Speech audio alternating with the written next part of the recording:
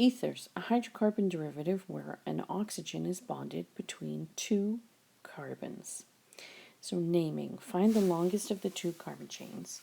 This is the parent alkane, and it will be the root name.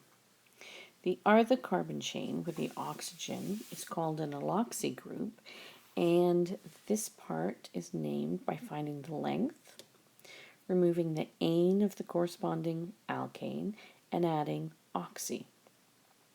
It has a number associated with it, and that number depends on which carbon it's bonded to in the other portion, in the root alkane.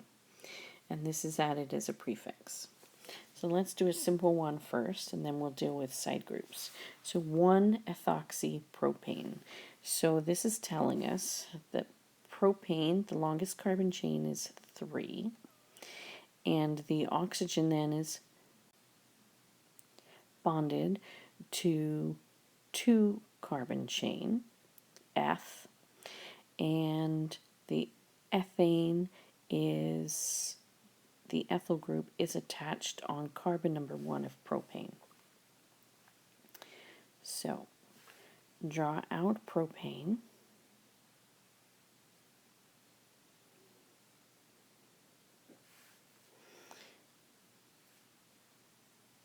There's an oxygen, and on the other side, there is an ethyl group. So this is 1-ethoxypropane because this ethane group is attached through the oxygen to the first carbon in propane. If it was attached to this carbon, so we had a carbon, carbon, carbon, and then an oxygen and 2 carbons. If it's attached to this one, it would be 2-ethoxypropane.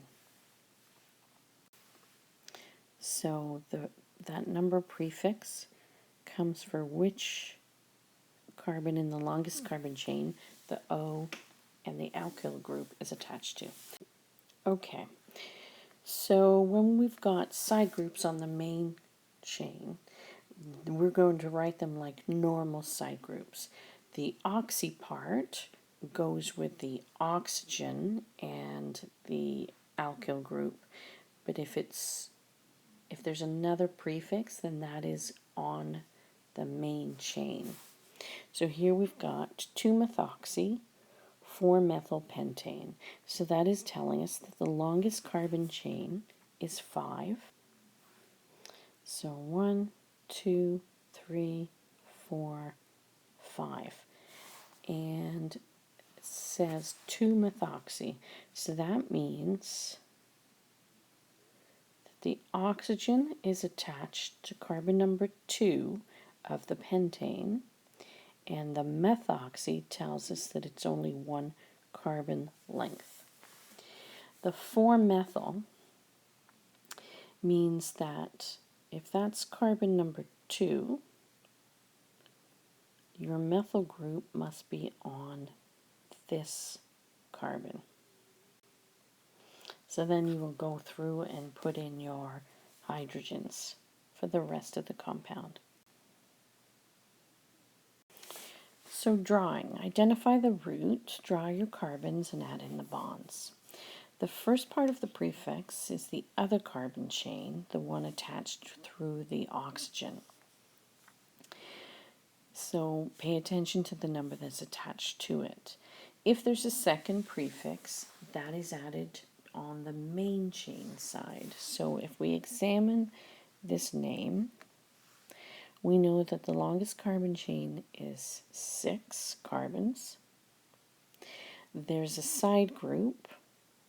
The 4th carbon contains a methyl group, and this tells us it's an ether, and it's 3 carbons long, and it attaches at carbon number 3 of the hexane.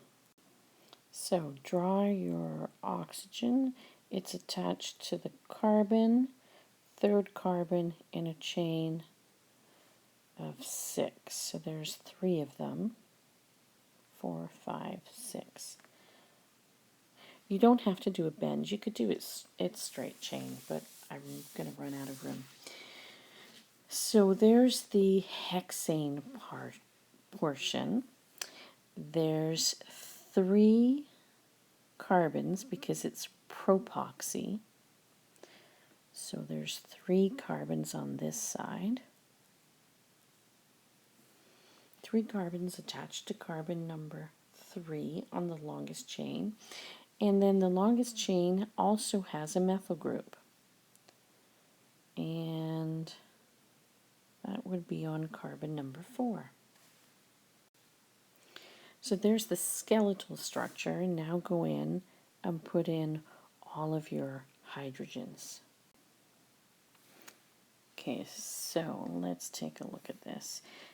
All right, propoxy. It's attached to carbon number 3 of hexane, and there's a methyl group on the 4th carbon.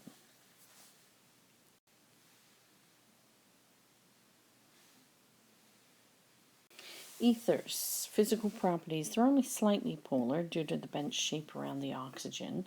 So they have London dispersion forces and dipole-dipole, which means they have a low boiling point. So the smallest ethers, those with only 2 or 3 carbons, can exist as gases at room temperature. As they can accept hydrogen bonds from water, the very small ones are soluble, and the solubility decreases as they get larger.